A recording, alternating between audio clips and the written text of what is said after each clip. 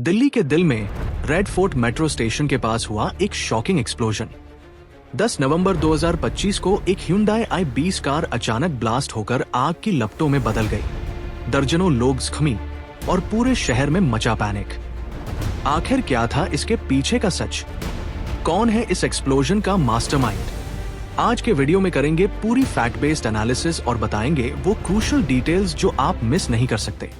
दोस्तों, red fort explosion ने पूरे देश को झकझोर दिया है। 10 नवंबर 2025 की शाम के 6:52 रेड फोर्ट मेट्रो स्टेशन के पास एक Hyundai i20 अचानक रुकती है और पल भर में होता है जबरदस्त ब्लास्ट।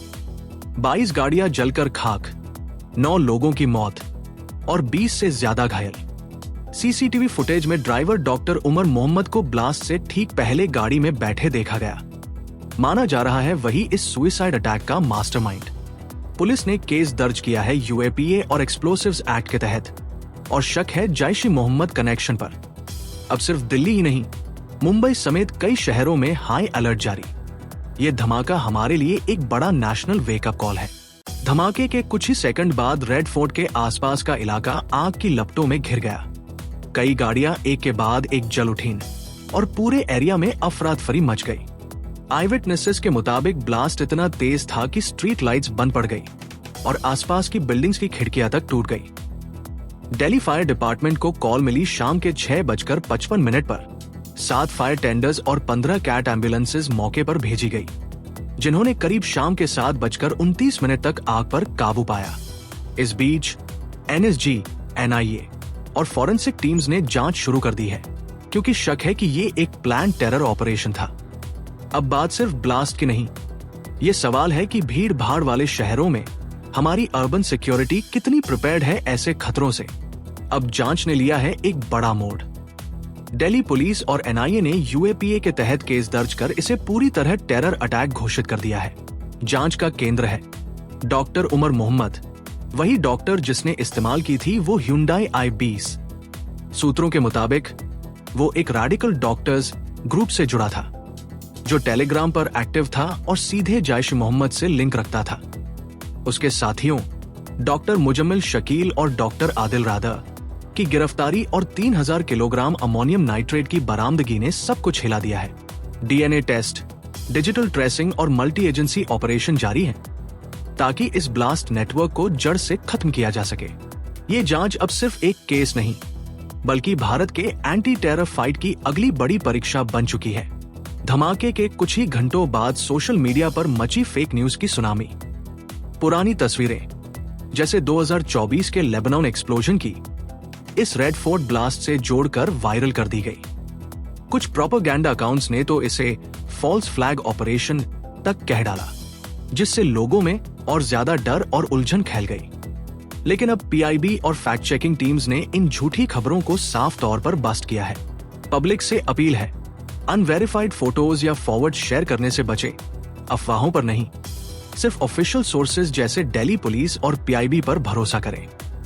दोस्तों, ऐसे वक्त में सबसे बड़ी ताकत है वेरीफाइड इंफॉर्मेशन और डिजिटल रिस्पॉन्सिबिलिटी, ताकि डर नहीं, सच्चाई आगे बढ़े। रेड फोर्ट ब्लास्ट के बाद सिर्फ देश नहीं, पूरी दुनिया ने इस हमले की कड़ी निंदा की है। US, UK, फ्रांस, जापान और यूरोपियन यूनियन समेत कई देशों ने भारत के साथ एकजुटता जताई और पीड़ित परिवारों के लिए संवेदना व्यक्त की।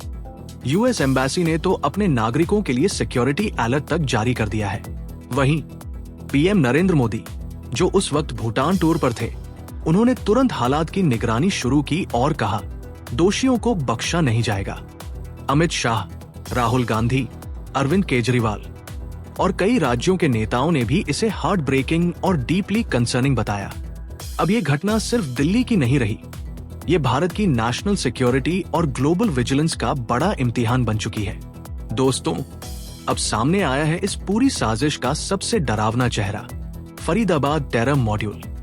यहाँ पुलिस ने बरामद किए करीब 2900 किलोज विस्फोटक, जिनमें से 360 किलोज अमोनियम नाइट्रेट था, यानी इतनी ताकत की पूरा इलाका हिला सके। लेकिन सबसे चौंकाने वाली बात, इसमें शामिल थे हाईली एजुकेटेड प्रोफेशनल्स, यहाँ तक कि डॉक्टर्स।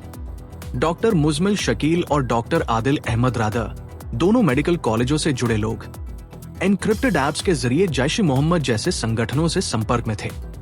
यह है व्हाइट कॉलर टेररिज्म का नया चेहरा, जहां डिग्रीधारी आतंकी लैब के बजाय बम फैक्ट्री चला रहे हैं। अब एजेंसियां साफ है, जीरो टॉलरेंस, चाहे अपराधी कितना भी शिक्षित या छिपा हुआ क्यों न हो। रेड फोर्ट ब्लास्ट की जांच अब सबसे पेचीदा मोड़ पर पहुंच गई है, क्योंकि आज भी एक बड़ा सवाल अनुत्तरित है। मकसद क्या था? ना किसी संगठन ने अब तक जिम्मेदारी ली है और ना ही पूरा सच सामने आया है। एजेंसियां अब भी ये तय करने में जुटी हैं कि डॉक्टर उमर मोहम्मद ही वो सुइसाइड बॉम्बर था या नहीं। इसके लिए डीएनए टेस्ट चल रहे हैं, जो ब्लास्ट साइट से मिले अवशेषों पर किए जा रहे हैं। उसके लास्ट 3 आवर्स और कम्युनिकेशंस को खंगाला जा रहा है, ताकि पता चले कि वो अकेला था या किसी बड़े नेटवर्क का हिस्सा। फरीदाबाद मॉड्यूल से मिले सुराग इस केस की जड़ तक जाने की कोशिश कर रहे हैं, पर जब तक कोई संगठन सामने नहीं आता, ये जांच बनी रहेगी भारत की सबसे रहस्यमयी टेरर इन्वेस्टिगेशन में से एक। रेड फोर्ट ब्लास्ट ने साफ दिखा दिया है कि अब आतंकवाद का चेहरा पहले से कहीं ज्यादा स्मार्ट और सोफिस्टिकेटेड हो चुका है। अर्बन सेंटर्स अब उनके नए निशाने हैं और इसीलिए जरूरत है और मजबूत इंटेलिजेंस नेटवर्क और मल्टी एजेंसी कोऑर्डिनेशन की। फरीदाबाद मॉड्यूल से पकड़े गए हाईली एजुकेटेड सस्पेक्ट्स ने एक नई हकीकत उजागर की है कि आतंक अब सिर्फ बंदूकों से नहीं, ब्रेन से भी लड़ा जा रहा है। ऊपर से सोशल मीडिया की मिसइंफॉर्मेशन इस लड़ाई को और मुश्किल बना रही है। इसलिए वेरीफाइड कम्युनिकेशन और पब्लिक ट्रस्ट बेहद जरूरी है।